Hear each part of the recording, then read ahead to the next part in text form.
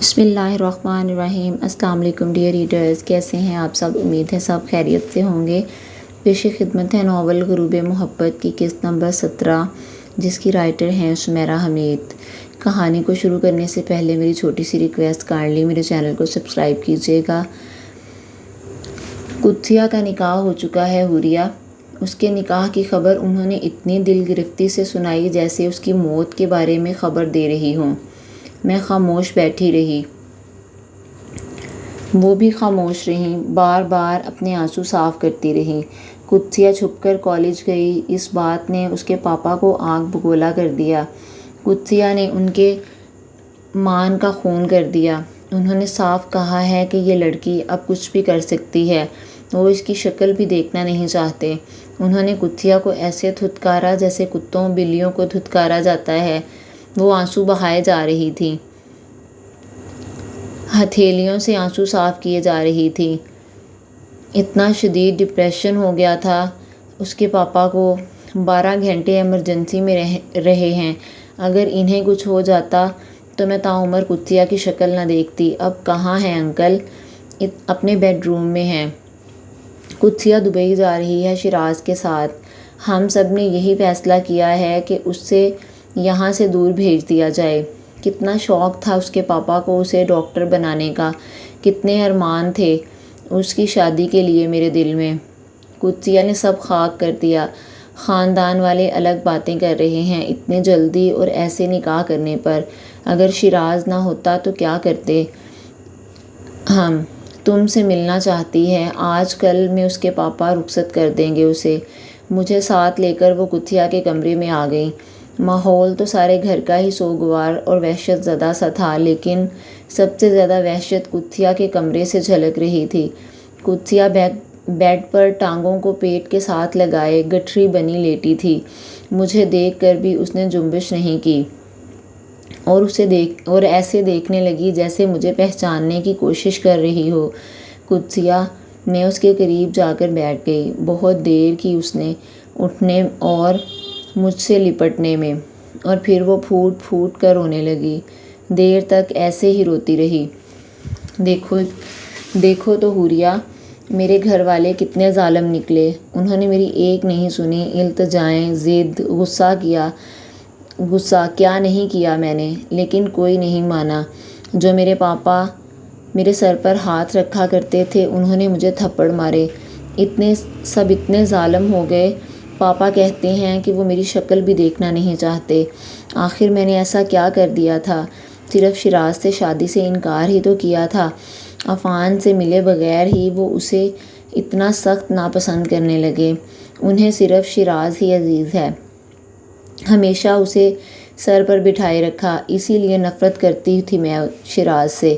میرا سب کچھ چھین لیتا ہے، وہ ہمیشہ کامیاب ہو جاتا ہے۔ کاش کہ وہ مر جاتا۔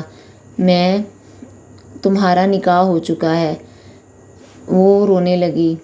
موت کی سزا سنائی گئی ہے مجھے۔ بہت دیر ہم دونوں کے درمیان خاموشی رہی۔ تمہارا شوہر ہے شیراز اب، میں نے اسے نرمی سے سمجھانا چاہا۔ شوہر ہوں، اس نے پاپا کے بل پر مجھ سے نکاح کیا ہے۔ پاپا نے کہا وہ مر جائیں گے، میری شکل نہیں دیکھیں گے اگر یہ نکاح نہ ہوا تو۔ پاپا مر ہی رہے تھے حوریہ۔ نکاح کے لیے ہاں کہہ کر میں نے انہیں تو بچا لیا، لیکن خود کو ہمیشہ کے لیے مار ڈالا میں نے۔ وہ تم سے محبت کرتا ہے، تمہیں بہت خوش رکھے گا۔ اس کی حمایت مت کرو قدسیہ، وہ چلائی، پاگلوں کی طرح چلائی۔ وہ ذلیل انسان، وہ کہا کرتا تھا کہ وہ مجھے حاصل کر ہی لے گا، اور دیکھو اس نے مجھے حاصل کر لیا۔ قدسیہ ایسے مت سوچو۔ کیسے سوچوں پھر؟ بتاؤ کیا سوچوں؟ میرا دل اجڑ گیا۔ اس کی ہچکیاں بن گئیں اور وہ دیر تک روتی رہی۔ اس کے بعد میں اور کیا سوچوں؟ نئی زندگی، میں ہکلا گئی۔ نئی زندگی، وہ ہسٹریائی انداز میں چلائی۔ لاش کو نئی زندگی نہیں، قبر ملتی ہے، اور میری قبر شیراز ہے۔ وہ رونے لگی اور اتنی اونچی آواز سے رونے لگی کہ آوازیں اس کے کمرے سے باہر جانے لگیں۔ اس کی ماما کمرے میں آ کر اسے دیکھ کر چلی گئی۔ یقیناً وہ کمرے کے باہر کھڑی ہوں گی اور اب وہ اس کی ہچکیوں کو سننے کے لیے کمرے کے باہر ہی پہرا دیتی ہوں گی۔ وہ کئی بار اسے دیکھ کر جاتی ہوں گی۔ حوریہ میں جب اٹھ کر واپس جانے لگی تو وہ سپاٹ آواز میں بولی، عفان سے کہنا میری شادی ہو گئی ہے اور میں بہت خوش ہوں۔ عفان کو ایک بڑا ہارٹ سرجن بننا ہے اور میں نہیں چاہتی کہ اس ہارٹ سرجن کے اپنے دل میں کوئی نقص ہو۔ دکھ دلوں کا روگ بن جاتے ہیں اور محبت سے بڑا کوئی روگ نہیں۔ تم اس سے فون پر بات کر لو۔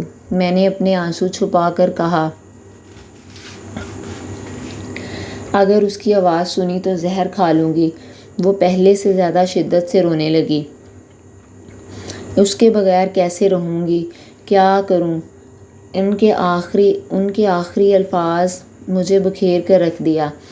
میں وہیں اس کے کمرے میں بت بنی اسے دیکھتی رہی اور وہ اٹھ کر باتھ روم کی طرف گئی اور اندر ابلتے کڑوے پانی کو منہ کے راستے نکالنے لگی۔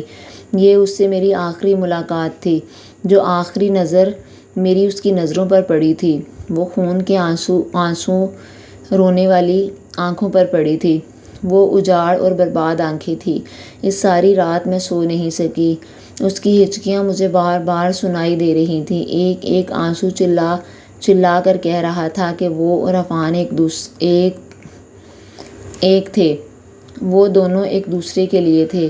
اس نے اپنے دل کو عفان کے لیے آباد کیا تھا اور اسی آباد دل کو اجاڑ کر وہ کسی اور کی بیوی بن چکی تھی۔ قدسیہ شیراز کی ہو چکی تھی۔ حوریہ کو عفان کا ہونا تھا۔ یہ تھی قسط نمبر 17 اور میری آپ سے ریکویسٹ ہے میری ویڈیو کو لائک کیجیے گا اور شیئر کیجیے گا ناول پڑھنے والے اپنے فرینڈز اور فیملی ممبرز کے ساتھ۔ میرے چینل کو سبسکرائب کیجیے گا اور مجھے سپورٹ کیجیے گا۔ شکریہ۔